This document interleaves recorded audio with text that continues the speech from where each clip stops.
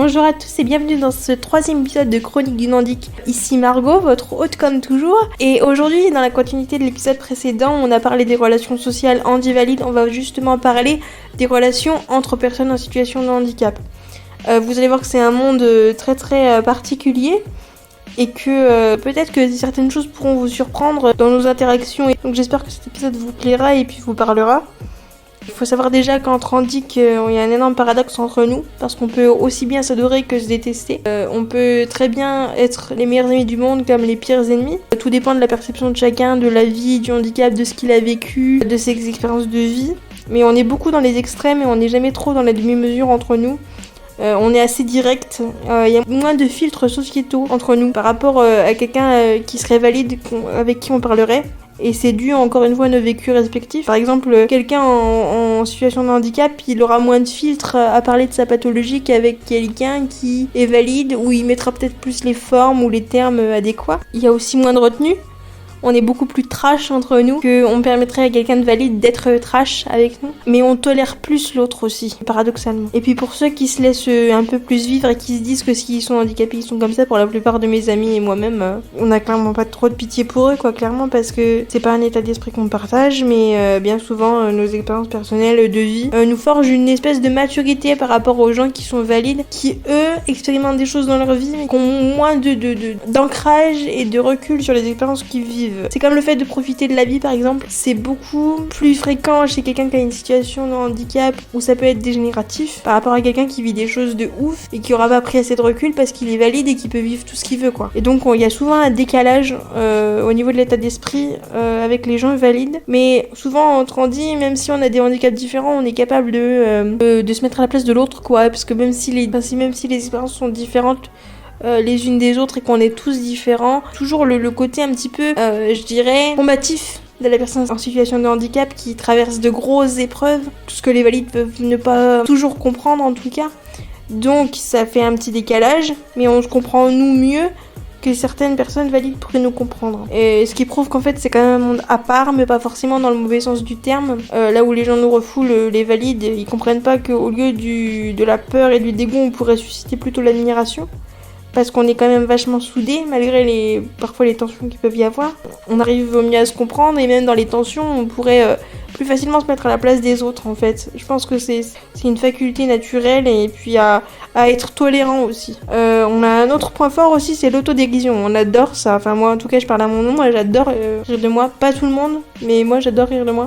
J'ai notamment des anecdotes avec des amis à vous raconter. Vous allez beaucoup rire. Souvent, entre nous, on dit souvent que quand on sort à plusieurs en fauteuil, comme il y a beaucoup de gens qui nous regardent, plus encore que quand on est seul dans une rue, on a tendance à plus attiser les regards encore, donc on dit qu'on sort pour le téléthon. Et ça nous fait souvent rire ensemble. Puis entre nous, on peut facilement se vanner en se disant oui, vas-y, fais pas ton handicap. Dès qu'il y a un comportement un peu qui pourrait faire penser qu'on fait allusion à notre handicap, on dit fais pas ton handicap, vas-y, t'abuses. On se vanne là-dessus, hein, vraiment.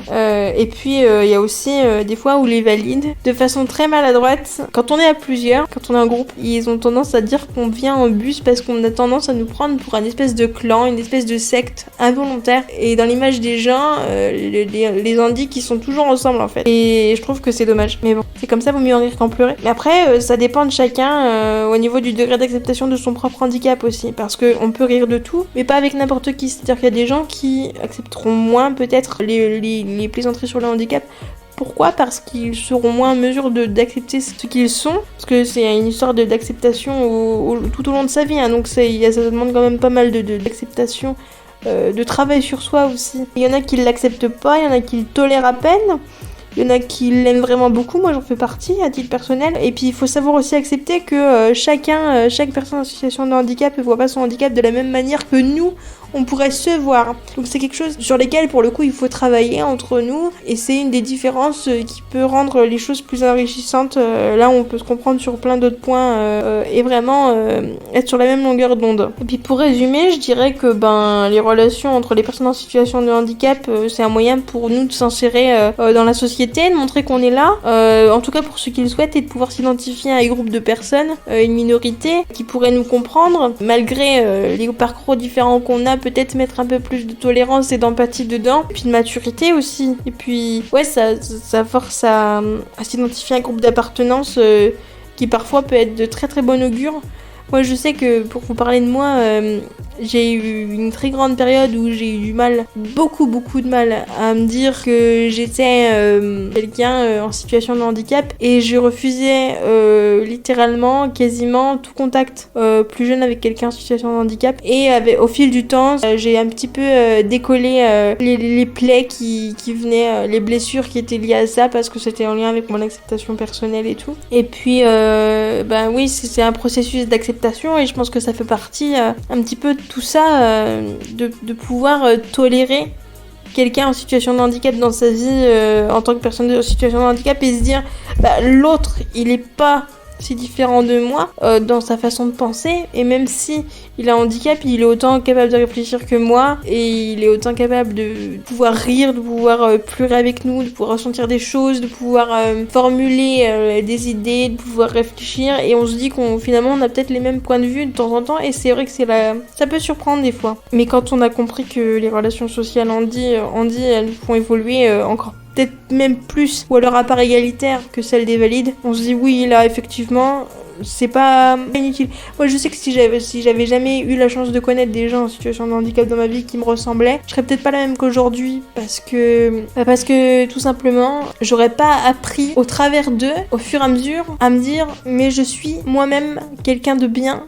Et c'est pas parce que je suis en situation de handicap que je suis quelqu'un de pas bien, parce que je peux faire des grandes choses comme lui ou comme elle. Ou alors, dans le cas contraire, je peux me dire, moi je ne veux pas forcément me laisser aller par rapport à mon handicap et me dire que si je suis comme ça c'est une fatalité et que c'est une finalité et qu'il faut pour autant se laisser vivre. Voilà, on apprend toujours, que ce soit quelqu'un qui l'accepte ou pas son handicap, on apprend toujours de l'autre. Et d'autant plus quand on partage une pathologie, je dirais une pathologie ou même une communauté comme celle du handicap, qui est assez fermée et qui est une bulle à part, à la fois qui est protectrice mais à la fois qui est un petit peu discriminante quand on parle du regard que les valides ont sur nous. Mais je pense que si j'avais pas cette bulle, je serais pas la même personne, je serais beaucoup plus aigrie et beaucoup plus imbue de ma personne. Voilà ce que j'ai à dire pour cet épisode de Chronique d'une Handi. Ça a été encore court, d'après les avis que j'ai eu autour de moi et même les avis que vous pouvez laisser parfois en commentaire ou par message privé. Le premier épisode était un peu long et que le deuxième ça pouvait aller, donc il restait sur un rythme un petit peu entre 10 et 15 minutes grand maximum, mais pas que ce soit trop long. Tout ce que je peux vous dire, c'est que le prochain épisode il va porter sur le lien à la famille dans la situation de handicap. On va évoquer peut-être certainement le fait, entre autres, que c'est pas toujours évident, mais que c'est très riche émotionnellement. Voilà, ça va être un thème assez gros, assez lourd, parce que les deux premiers étaient assez légers quand même, ils étaient assez légers, mais là on aborde un thème assez complexe, un peu plus profond que les deux précédents. On aborde un thème un petit peu plus profond. Il y aura peut-être un peu plus de temps accordé à ça, parce qu'il va falloir plonger vraiment beaucoup dans le psychologique, dans les schémas familiaux de chacun, qui pour la plupart sont assez similaires, vous le verrez, mais ça promet d'être assez riche et assez condensé, donc émotionnellement risque d'être un petit peu plus compliqué à écouter peut-être. En tout cas, faut être un peu plus accroché, je pense, que pour les deux premiers qui étaient plutôt légers. Mais oui, ça va être un sujet fort, et là on entre, je dirais, dans le vif du sujet du handicap, et c'est un sujet qui pour moi est essentiel au niveau de la famille, parce que c'est des choses où les gens se questionnent pas forcément sur comment ça se passe au sein de la famille, ou alors ils ont des idées erronées, donc je trouvais que c'était absolument primordial d'en parler. Donc j'ai hâte de vous retrouver pour ce 4e épisode. En attendant, je vous dis à tous à très vite pour le prochain épisode de Chronique du Handicap. Et je vous souhaite de prendre soin de vous et d'aimer la vie, tout simplement, comme toujours. À très bientôt. Bye bye.